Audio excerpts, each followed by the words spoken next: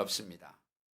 오늘 본문인 로마서 16장에서 사도 바울은 로마서를 마무리하면서 로마 성도들 가운데 그와 함께 사역을 했던 동역자들에 대한 문안 인사를 합니다. 그 숫자가 무려 37명이나 됩니다. 그리고 그들 아주 다양한 사람들이었습니다. 바울에게 있어서 오늘 본문에 기록된 사람들 외에도 수많은 동역자들이 있었습니다. 우리는 사도 바울 그러면 그 누구도 따라갈 수 없는 믿음의 영웅, 그렇게 생각하죠. 히브리인 중에 히브리인이요, 당대 최고였던 가마리엘 문화의 문화생이었고, 헬라 학문에 정통했고, 헬라어도 아주 능통하게 했고, 심지어 천국을 생생하게 다녀올 만큼 깊은 영성을 소유한 사람이었습니다. 혼자서 일당백, 아니 일당천도 감당할 만한 사람, 아시아와 유럽 곳곳을 다니면서 여러 교회를 세운 사람, 어떤 고난과 박해 가운데도 돌파하고 끝끝내 승리를 거두는 믿음의 영웅, 저는 그렇게 생각을 합니다. 그렇죠. 그런 위대한 인물임에 틀림이 없습니다. 그러나 그의 그러한 위대함은 사도 바울 혼자서 이루어진 것이 아니었다는 사실입니다. 바울과 함께 사역을 한 동역자들과 더불어 이루어 놓은 그런 일이었습니다. 수많은 동역자들이 그와 함께했고 함께 그 사역을 이루어갔습니다. 그러기에 사도 바울은 사역을 하기 앞서 언제나 동역자를 먼저 세웠던 것을 봅니다. 왜냐하면 하나님께서 그렇게 일하시기 때문이에요. 늘 자주 얘기하지만 구원은 늘 개인적입니다. 그러나 사역은 언제나 공동체적이에요. 구원은 철저하게 개인적이지만 사역은 언제나 공동체적이라는 사실을 기억해야 합니다. 그것이 하나님이 일하시는 방식이에요. 그럴 때 함께 할 때 큰 능력이 나타나도록 하나님이 그렇게 원리를 정해놨습니다. 하나님이 정하신 원리예요. 한 예로 5cm, 10cm 가로 세로 그 나무 기둥이 버틸 수 있는 무게가 275kg이에요. 275kg을 5에서 10cm 한 개 나무 기둥이 견딜 수 있는데 이걸 두 개를 붙여 놓으면 우리가 산술적으로는 550이 돼야 되죠. 275 곱하기 550이 돼야 되는데 826kg를 견딘대요. 그런데 여기에 못을 박았어요. 아주 밀착 못을 박으면 2213kg를 견딜 수 있대요. 두 개가. 누가 이걸 계산했는지는 모르겠는데 뭐 이런 거 연구하는 사람도 있겠죠.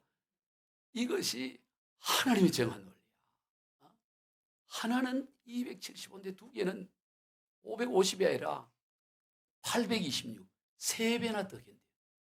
못을 박으면 8배나 더 견디는 힘을 가져요. 이게 하나님이 정한 원리예요, 원리. 말 한 마리가 끄는 무게는 약 2톤을 한 마리가 끌 수 있는데 두 마리가 당기면 산술적으로는 4톤을 끌어야 되는데 무려 23톤을 끌 수 있다는 거예요. 모르셨죠? 네, 교회 오면 이런 것도 유식하게 알아줘요. 함께 하는 것이 능력이, 이게 창조의 원리예요. 예수님께서 그 본을 보여주셨습니다. 예수님 혼자서도 얼마든지 구원 사역을 할 수 있어요. 어쩌면 그것이 훨씬 더 효율적입니다. 예수님과 함께 했던 이 동역자 12명의 면면을 보면은 사실 동역이라기보다는 트러블 메이커, 문제만 일으켜요. 예수님 혼자 하는 게 훨씬, 경상도 말로 걸구쳐요. 자꾸 이 걸구친다. 그런데도 불구하고 예수님은 이들과 함께 하셨습니다. 왜냐하면 하나님의 방법은 효율성에 있지 않기 때문이에요. 하나님의 방법은 효율을 따지는 것이 아니고 함께 하는 것이 있습니다. 함께 할 때 효율을 초월하는 능력이 나타나요.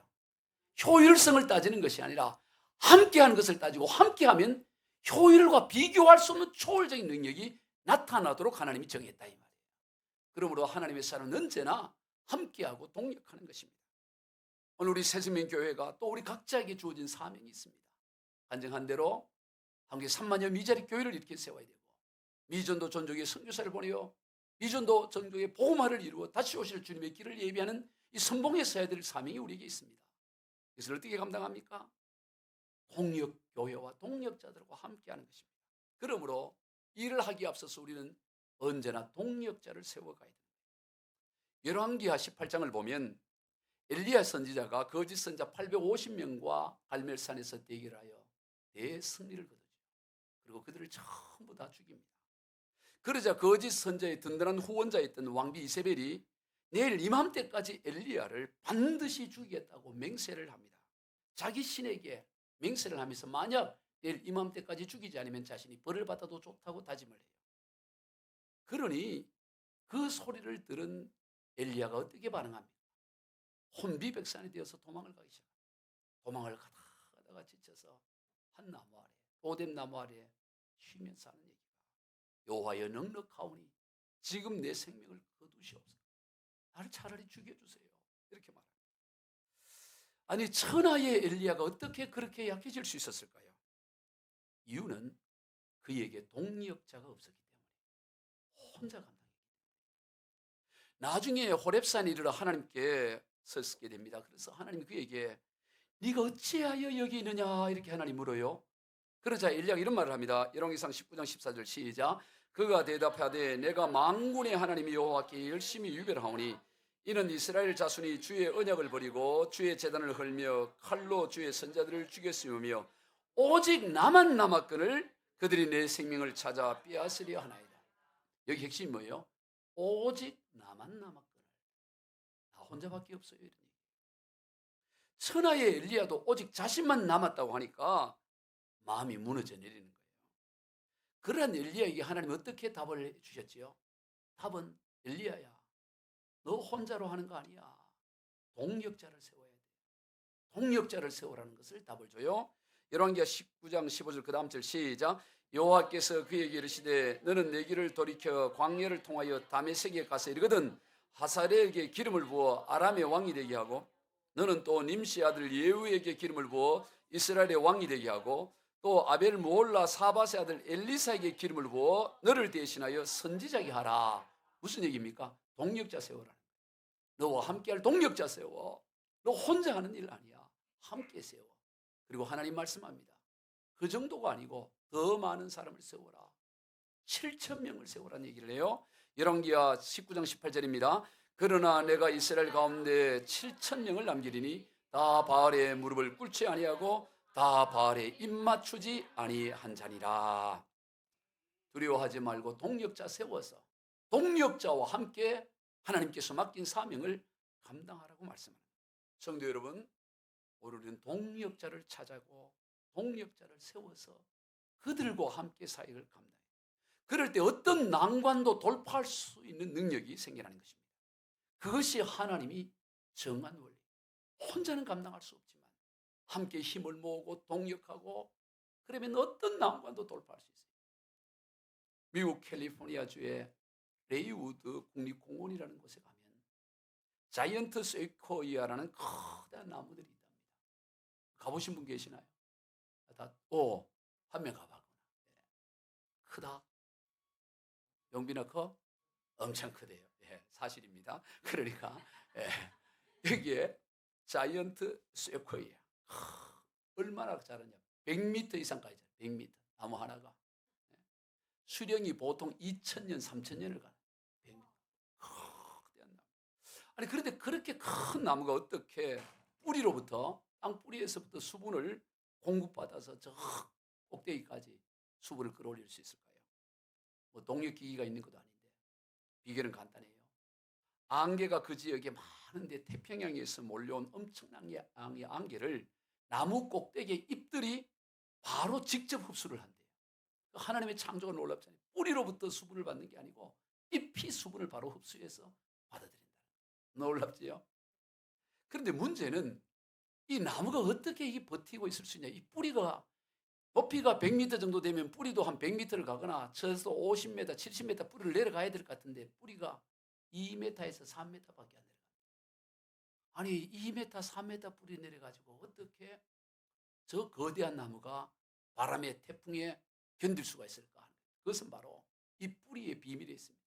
이 뿌리들이 서로 다른 뿌리들과 다 하나가 된다는 거예요. 뿌리가 완전히 연합을 이루고 심지어 뿌리와 뿌리가 서로 영양을 공급하는 그런 단계, 완전한 연합 단계가 된다는 거예요. 그러니까 2, 3m밖에 안 내려가도 든든하게 세워진다는 거예요. 이 놀랍잖아요. 이 자연의 원리가. 여러분 마찬가지입니다. 영적인 세계도 마찬가지입니다. 함께하면, 연합하면 어떤 바람이 불러오고 어떤 환란이 올지라도 함께 힘을 모으면 넉넉히 돌파할 수 있는 능력을 하나님이 주실 줄로 믿습니다. 이게 영적 세계예요. 왜 우리가 교회로 모입니까? 왜 우리가 함께 모입니까? 우리가 다 연합하여 함께하여 동력하여 이 땅에 하나님의 사역, 하나님의 나라를 이루어가기. 우리는 이미 예수 그리스도를 믿음으로 구원을 얻었습니다. 개별적으로 다 구원을 얻었어요. 문제는 우리가 이 땅에 남아 사역을 감당해야 되는데 이 사역을 바로 우리가 연합하여 함께하기 위해서 교회라는 이름으로 모여 함께하는 것입니다. 그러면 어떻게 우리가 이런 동력자를 찾을 수 있느냐 하는 것입니다. 우리가 동력자를 찾아서 함께 동력을 안고 그렇게 하나님이 일을 해야 되는데 동력자를 어떻게 찾을 거냐? 방법은 간단합니다. 깃발을 확실히 들면 됩니다. 뭘 하라고요? 깃발을 확실히 들면, 깃발을. 오늘 본문에서 사도 바울이 어떻게 이 많은 동력자들이 생겨났을까요? 바울이 복음의 깃발을 확실히 들었기 때문에, 너무나 선명하고 분명한 복음의 깃발을 들으니까 그것을 보고 동력할 사람들을 하나님께서 붙여주셨다 이 말이에요. 깃발을, 복음의 깃발을 확실히. 예전에 시골에서 밤에 강가에 나가 물고기를 잡을 때가 종종 있어요. 밤에, 캄캄한 밤에 어떻게 물고기를 잡냐면 횃불을 만들어요. 석유통에다가 헝겊비게 묶어가지고 철사로 묶어갖고 찍어서 불을. 횃불로 해서 고기 잡아본 사람, 횃불로 안 해봤어요? 더 잘 들으면 돼. 저는 다 해봤어요. 왜? 오늘 설교를 위해서 하나님 그때 다 준비해. 횃불을 다 밤에 들면 불이 막 확 나죠. 그럼 어떤 일이 나냐? 고기들이 그 불빛을 보고 몰려들면 그 족대가지고 반도로고도 하고 족대 그걸 갖고 그냥 뜨면 돼. 뜨면 밤에는 물고기가 달려가지 않아. 불빛 비추면 불 속으로, 불 밑으로 다 몰려와. 그러면 그거 보고 그냥 뜨면 그냥 매운탕 거리가 나오는 거예요. 그래서 가서 매운탕에서 먹는 거예요. 얼마나 맛있는지 몰라요. 먹고 싶다. 그렇게 어떻게 한다고? 횃불로 올려놓고 횃불을 뜨면 다 멀리서도 보고 온다 이 말이에요. 여러분, 영적 세계도 마찬가지입니다. 영적인 깃발을 확실히 들고 있으면 영적인 사람은 반드시 반응하게 되어 있어요. 그러므로 깃발을 확실히 들고 하나님께서 누구를 붙여주신가 관심을 가지고 살펴보면 얼마든지. 여러분 직장 생활하면서 혼자 신앙생활하기 어려워요. 혼자 하니까 어렵지요. 예수 믿는 깃발을 확실히 들면 그 직장 가운데서도 예수 믿는 사람이 그 깃발 아래 몰려와서 함께 연합해서 그 직장을 놓고 기도하고 그 직장의 복음화를 이루어내는 역사를 감당할 수 있다 이 말이에요. 근데 혼자 하니까 너무 힘들어요. 깃발을 들어라. 아멘. 깃발을 높이 들어야 돼요. 그럴 때 서로 동력자가 되고 서로의 빛을, 혼자는 약하지만 함께 동력이 있으면 서로 빛나는 거예요. 잠언 27장 17절 같이 읽어봅니다. 철이 철을 날고롭게 하는 같이 사람이 그의 친구의 얼굴을 빛나게 하느니라. 서로 동력자가 생기려면 어떤 일이냐? 서로 빛이 나요. 빛이. 선한 영향력을 끼쳐요. 그러면 교회 공동체 안에서 또 서로에게 어떤 동력자가 되어야 할까 하는 것입니다. 오늘 본문에서 사도 바울의 몇몇 동력자들의 면면을 다 살펴볼 수 없고 대표적인 몇 사람만 살펴보면 먼저 1절과 2절에 나오는 베베라는 자매예요. 우리 1절, 2절을 같이 봅니다. 내가 갱그리아 교회 일꾼으로 있는 우리 자매 베베를 너희에게 추천하노니 너희는 주 안에서 성도들의 합당한 예절로 그를 영접하고 무엇이든지 그에게 소용되는 바를 도와줄지니 이는 그가 여러 사람과 나의 보호자가 되었습니다. 제일 먼저 37명의 인물 가운데 제일 먼저 베베 권사님을 추천해요. 오늘 우리로 말해요. 베베 집사님일 수도 있고 베베 자매를 찾아요.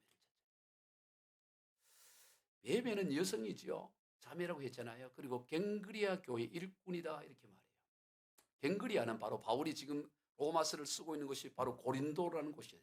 고린도, 지금 그리스 고린도 지역에서 편지를 쓰고 있는데 바로 이 고린도 지역 가까이에 있는 항구 도시 갱그리아, 가까워요. 그러니까 바울이 고린도 그리스 지역에 머물면서 고린도 교회도 세우고 갱그리아 교회도 세웠던 것이죠. 그런데 그 갱그리아 교회의 지도자가 바로 베베 자매예요. 이 베베 자매가 바로 그 신실한 일꾼이었는데 바울이 로마서를 쓰고 나서는 그것을 베베 자매로 하여금 이거를 가지고 로마로 가서 로마 교회에 전달하라는 미션을 줘요. 그런데 보세요. 그 당시에 2000년 전에 오늘 같은 이런 종이가 있던 시대가 아니잖아요. 쓰려면 어디 써야 돼요? 바로 양가죽 같은 것을 말라가서 양가죽 위에다가 쓴다고. 로마서가 16장까지인데 이걸 여러분 양가죽 위에 마른 곳에 쓴다 그러면 두께가 얼마나 두꺼울까요? 이런 한 권가 될까요? 양가죽에? 한 짐이 보통 한 짐이 될 겁니다. 로마서를 다 기록하려면. 그거를 지금 베베가 가져가는 거예요. 베베가 전달만 해서 되는 게 아닙니다. 로마서를 전달하면서 이 내용이 무엇인지를 또한 설명을 해야 되는 거예요. 이 의미가 무엇인가. 우리 지금 이 로마서를 지금 여러 주에 걸쳐 설명하잖아요. 그 바울이 의도하는 바가 무엇인지를 베베 자매가 충분히 설명을 해줘야 된다고. 그러기에 가장 적합한 인물이 누굴까 하고 생각했을 때 바울은 베베 자매가 생각났던 거예요. 얼마나 귀한 일인지 몰라요. 그런데 이 베베에 대해서 바울은 뭐라고 말하냐. 2절 하반절에 그가 여러 사람과 나의 보호자가 되었습니다. 베베를 여러 사역자들과 자신의 보호자라고 표현을 해요. 보호자. 여러분 사도 바울의 보호자라는 게 베베가. 아니 베베가 어떻게 바울의 보호자가 될 수 있을까요? 뭐로 보호를 할까요? 그것은 바로 재정적인 도움을 줬다는 거죠. 재정적인 도움. 사도 바울은 초기에는 자비랑 선교를 했어요. 손수 천막을 만들면서 그 번 돈으로 사역을 했습니다. 그러나 사역이 점점 펼쳐가니까 아르바이트 해가지고 이 선교 사역을 할 수 있는 영역을 넘어서는 거야. 그래서 어떤 일이 납니까? 사도 바울의 재정적 도움을 주는 그런 사람들이 생겨나기 시작해요. 그래서 재정적 후원을 받아서 그걸 통해서 사역을 했던 것이죠. 바로 베베와 같은 이런 많은 이들이 바울의 재정적 필요를 채워주는 보호자라고 이렇게. 그래서 이걸 세번역성에는 나는 그에게 많은 신세를 졌다 이런 표현. 신세, 보호자. 여러분 얼마나 귀해요.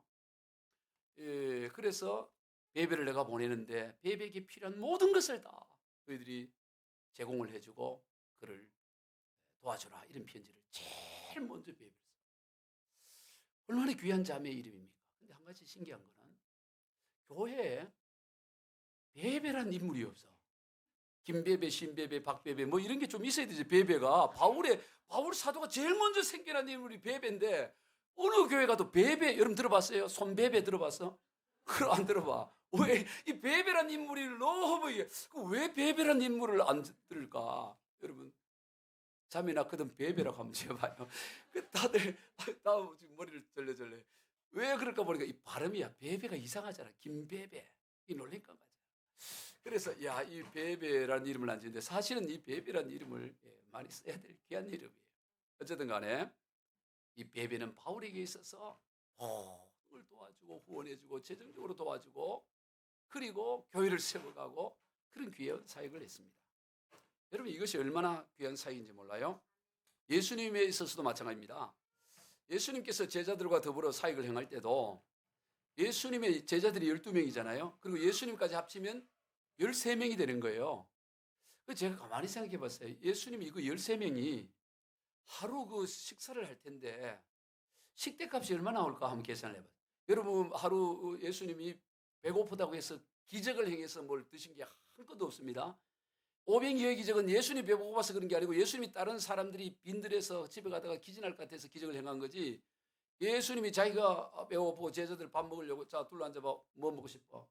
오늘 마라탕 나와라. 이래갖고 마라탕 먹고 짜장면 그렇게 해서 예수님이 식사를 해결하는 게 단 한 건도 없어요. 예수님 전부 그 제자들이 식사하는 뭐예요? 누가 대접받거나 돈 주고 사서 드셨어. 그러니 그 하루 식대값이 얼마인가 제가 한번 계산을 해봤어요. 왜냐하면 요한복음 4장 7절 8절 한번 읽어봅시다. 시작. 사마리아 여자 한 사람이 물을 기르러 왔음에 예수께서 물을 좀 달라 하시니 이는 제자들이 먹을 것을 사러 그 동네에 들어갔습니다. 제자들도 먹을 걸 사러 들어간 거예요. 사러. 예수님 먹을 걸 사러 다 사서 먹었다고. 그래서 계산을 또 해봤어요. 13명이니까 예수님까지 합쳐서. 그러면 한 끼당 여러분 요즘 식당에 가면 얼마예요? 예, 만원? 8,000원. 예, 8,000원 정도로 해서. 그래서 13명 곱하기 8을 했더니 한 끼에 10만 4천 원이 나와요. 이걸 하루로 계산하면 3을 곱하면 31만 2천 원. 예수님이 12제 하루 지내려면 하루 식대만 31만 2천 원이 들어야 돼요. 오늘 우리로 말하면 이걸 한 달로 계산했더니 30을 곱했더니 936만 원이 들어요. 아니 예수님과 제자들이 먹는 값만 해도 한 1,000만 원이 든다고. 936만 8천 원짜리 요즘 설렁탕 8천 원 합니까? 8천 원짜리 설렁탕 한 그릇 먹고 이래 지나더라도 936만 원이 들어. 먹는 것만 그렇다 이 말이죠. 이걸 어떻게 했을까 이 말이죠. 이걸 예수님이 무슨 기적을 해서 금을 만들고 은을 만들고 그렇게 산 게 한 건도 없어요. 그걸 누가 뭔가 제공을 했지 않았겠어요? 이 제공한 사람들이 얼마나 귀하겠어요. 예수님의 사역감 나와요. 예수님도 안 드시고 어떻게 사역합니까? 제 아들이 맨입으로 어떻게 사역해요? 물만 먹고 손가락 빨고 합니까? 아니 뭐 드셔야 될 거라고. 그러면 그걸 다 누군가가 제공했어요. 누가 했나 하고 찾아봤더니 누가복음 8장 3절에 시작. 헤롯의 청지기 구사의 아내 요한나와 수산나와 다른 여러 여자가 함께하여 자기들의 소유로 그들을 섬기더라. 역시 여도 여자야. 이야, 참 대단해. 이 권사님 자매님들이 그 예수님의 12제자들이 먹을 것을 다 십시일반 가져와서 다 이렇게 해서 섬겼다 그렇게 말합니다. 사도 바울에게 있어서 베베가 그런 사람이었어요. 그런 베베를 바울은 여러 사람들과 자신의 보호자라고 말했어요. 사도 바울도 그렇고 예수님도 그렇고 하나님의 사역을 감당하면서 이처럼 동역자들과 함께했다. 여러분 이런 동역자가 되기를 주의 이름으로 축복합니다. 여러분이 섬기려면 하나님 섬길 수 있는 걸 줘요. 안 섬기려니까 섬길 그게 없지만 내가 섬기겠다.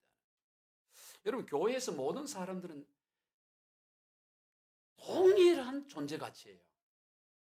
누구는 존재 가치가 더 있고 덜 있고 그런 사람 한 사람도 없어. 오늘 예수를 믿는 사람이나 30년, 50년을 믿은 사람이나 그 존재로 봤을 때는 존재 가치가 다 동일해요. 그러나 일을 하는 사역에 있어서의 일꾼의 중요성은 그렇지 않아요.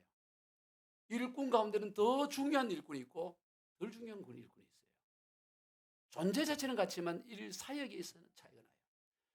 교회에서 일꾼 중에 가장 귀한 일꾼이 누구냐? 이렇게 묻는다면 저는 서슴지 않고 그 일꾼이 누가 제일 귀한 일꾼일까요? 그것은 바로 복음을 전하는 일꾼, 영혼을 전도하는 일꾼. 이보다 귀한 일꾼이 없어요. 교회 와서 별로 일을 하기 싫어요? 전도만 해요. 그 최고의 일꾼이니까. 아무거나 전도만 해도 돼. 저 부산에 가면 시골에 작은 교회에 부임했던 손현모 목사님, 아주 시골 벽촌에 있는데 전도를 얼마나 했든지 지금은 거의 한 10,000명 가까운 교회를 모이는데 그분의 주장은 이거예요. 전도에 방해된다면 모든 교회를 다 없애버려요. 그러니까 이 대전도하고 뭐 이렇게 하는데 성가대 때문에 성가대 없애? 그래 없애. 몇만 명이 모여도 성가대가 없어. 전도하는데 여성교회 없애? 전도. 남성교회 다 없어요. 오직 전도만 하는 거예요. 복음. 왜냐? 교회라는 것은 복음 전하기 위해 존재하는 거다. 복음 전하려고 하는데 다른 거 방해가 된다면 그걸 없애버려야지. 오직 복음, 오직 예수 복음. 그 복음의 일정으로. 저도 복음의 전도하는 거 다 없애려고 생각해 보니까 그러다가는 교인이 다 없어질 것 같아가지고 그럴 용기가 안 나서 내가 뭐 없애요. 그런데 원칙은 다 없애버려야 돼. 사실은 이 복음 전하는 거에 방해된다면 뭐 때문에 못 해. 그럼 그거 하지 말고 복음 전해. 그게 제일 중요해요. 두 번째 일꾼이 뭐냐? 그는 바로 재정 일꾼이에요. 재정. 제가 뭐 헌금을 거의 강조를 한 적이 없어요. 그런데 진짜 일꾼 가운데 중요한 일꾼은 재정 일꾼. 왜냐? 재정이 없으면 교회가 유지가 안 돼. 예수님 밥을 안 드시고 어떻게 사역을 해요? 그러니까 그게 더 중요한. 그 액수에 중요한 게 아니야. 많고 적고가 아니야. 그 마음. 그리고 제일 아래 일꾼이 있어. 제일 아래 일꾼. 첫 번째, 두 번째까지만 해요. 그 다음 세 번째 뭐 여러분 알아서 하고. 그 다음 제일 아래 일꾼이 뭔가 봤더니 제가 공부하면서 그래. 말꾼이야, 말꾼. 말만 해, 말은. 아주. 그것도 논리적으로 말을 하고 그렇게 말을 하는데 뭐가 없냐? 행동이 없어. 그런데 말꾼도 필요해. 교회는. 바른 말하고 말만 하는 사람도 간혹 필요해. 거의 필요하지 않지만 간혹 필요해. 그러나 그런 사람은 별로 필요하지 않아. 진짜 일꾼은 뭐냐? 복음전하는 일꾼, 재정으로 섬기는 일꾼, 교회 나와 충성하는 일꾼, 자기 몸을 섬기는 일꾼, 다 그런 일꾼. 여러분 그런 동력자가 되기를 주의 이름으로 축복합니다.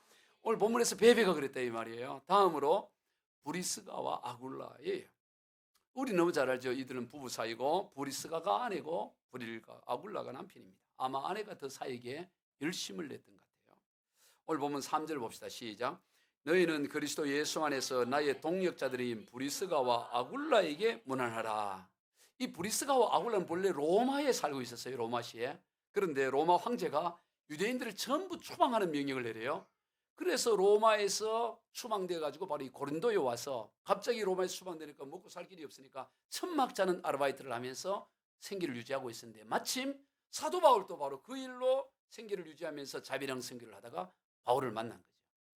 같은 일을 하면서 바울을 만나 대화하다가 바울로부터 예수 복음을 받아들이게 되고 그때부터 바울의 동력자가 되는 거예요. 단순한 동력자가 아니라 이 브리스가와 아굴라 부부는 자신들의 목숨까지 바울을 위해 써나면 내어놓을 정도로 그런 동력자가 됩니다. 특히 바울이 선교를 하러 어느 다른 지역에 가려고 하면, 예를 들어 서울에서 선교하다가 저 천안으로 선교를 가려고 하면 누가 먼저 가느냐? 브리스가와 아굴라 부부가 먼저 천안에 가서 이사를 하는 거예요.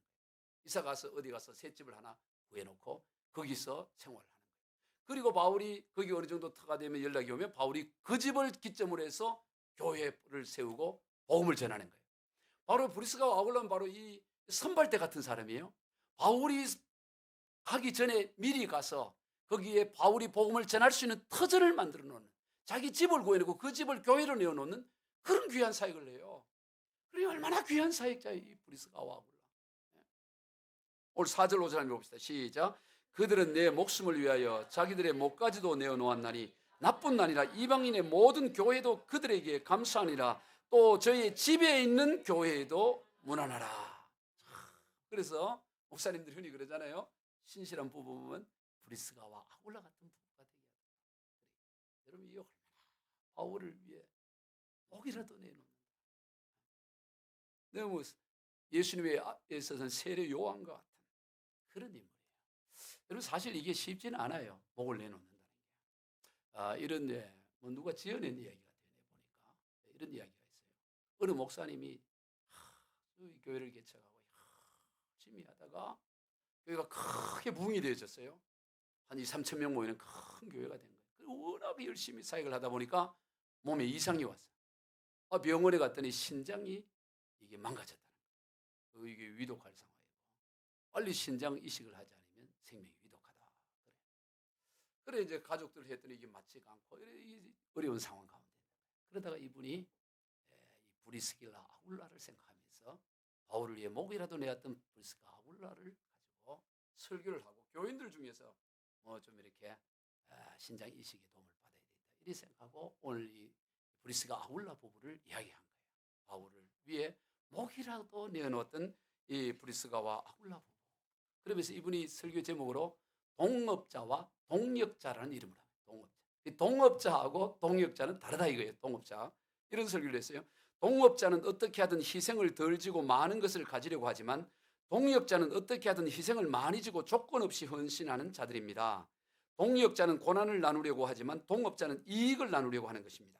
동력자는 끝까지 책임을 가지고 고난의 길을 함께 가지만 동업자는 이익이 사라지면 가차없이 떠나는 것입니다. 그러면서 이제 동업자와 동력자를 비교하면서 여러분은 동력자입니까? 동업자입니까? 이랬더니 다 동업자입니다. 그래, 동업자. 나는 여러분이 동업자인 줄, 동력자인 줄 믿습니다. 다 아멘 하는 게 다 아멘, 아멘, 아멘. 그래 다 동일. 그래서 이제 이 브리스기라 아울라 부부를 비롯하며 용기를 내갖고 자신의 형편을 얘기하는. 내가 신장이 지금 망가져서 어려운데 여러분 가운데 감동이 되는 분은 신장 하나를 이식할 수 있게 하라. 이랬더니 그럴 분이 있으면 한번 손 들어보라 그런 거예요. 그랬더니 다들 눈치 보고 손을 안 드는 거야.